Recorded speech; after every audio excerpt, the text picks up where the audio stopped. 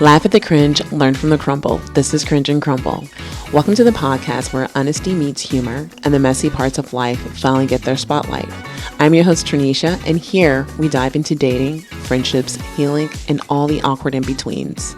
Because here's the truth, growth isn't always pretty, but it's always real, so let's get into it.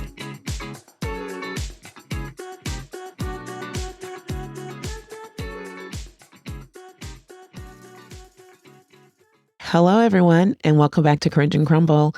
I'm your host, Tranisha, and in today's episode, we're going to be talking about a concept that is really ever explored for what it really is. The concept in the title of today's episode is main character syndrome.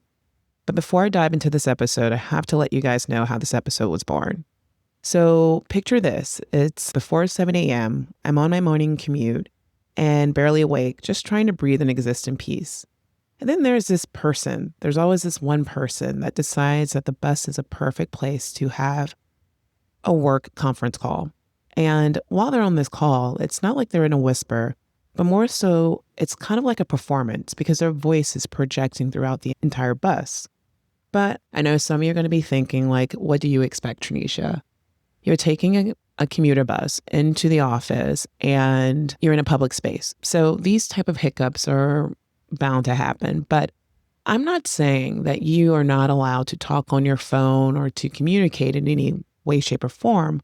But I think my issue here is that I feel as though everyone needs to be very cognizant of their surroundings because there is no need to have a 45-minute conference call on a bus that's in a small, intimate setting. You don't know any of these public individuals. You don't know what they do for a living. You don't know what they're going to do with that information that you are freely giving away. So this is where I have this thought in my head, like, why is silence so terrifying? Why do some people need to fill every second with conversation and to make themselves heard? Because it's like they're trying to make sure the world doesn't forget that they exist. And then it clicked. This is the episode, Main Character Syndrome. Main character syndrome is this constant need to be seen, to take up space, and to treat public spaces like your personal stage. And that's what these individuals were doing. It shows up in the way that we tell our stories, the way we frame our pain, and yes, the way we demand attention in some subtle ways, and sometimes some not subtle ways. So now here's the thing. Main character syndrome is not always toxic because sometimes it can be empowering.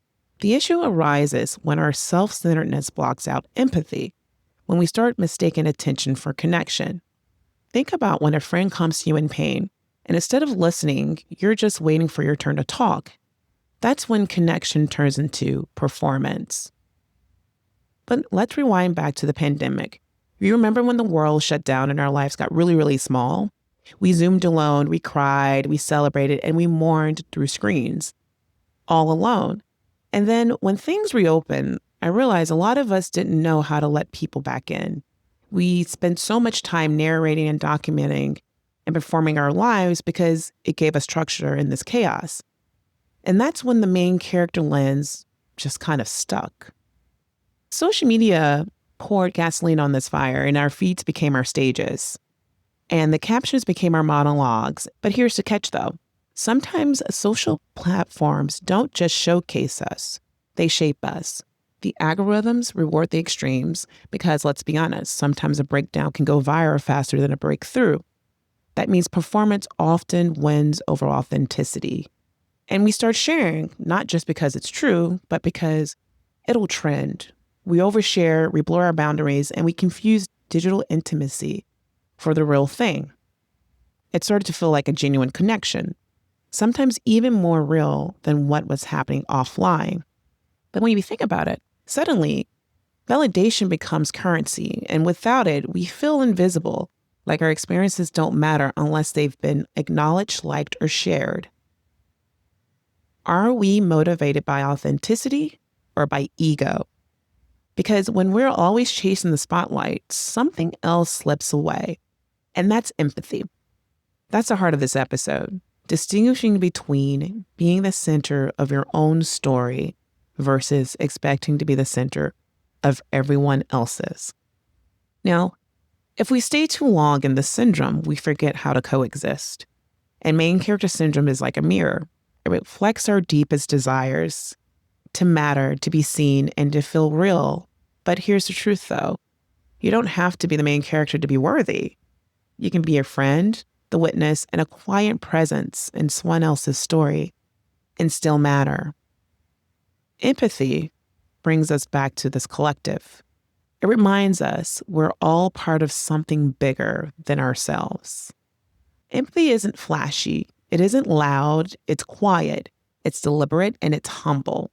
It says to another person, you matter even when I'm going through something too. It's recognizing when to step aside and let someone else's story take center stage. It's listening and not just holding your response in your head, but intentionally giving space for another person's truth. I invite you to reflect not just on your story as the main character, but also on your role as the witness and the friend and that quiet support system in someone else's life. Because the best stories aren't lived alone in the spotlight. They're lived together.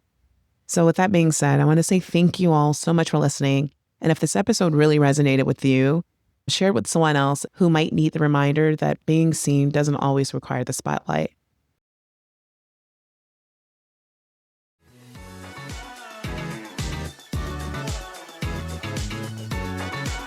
Laugh at the cringe, learn from the crumble. This is Cringe and Crumble. Until next time.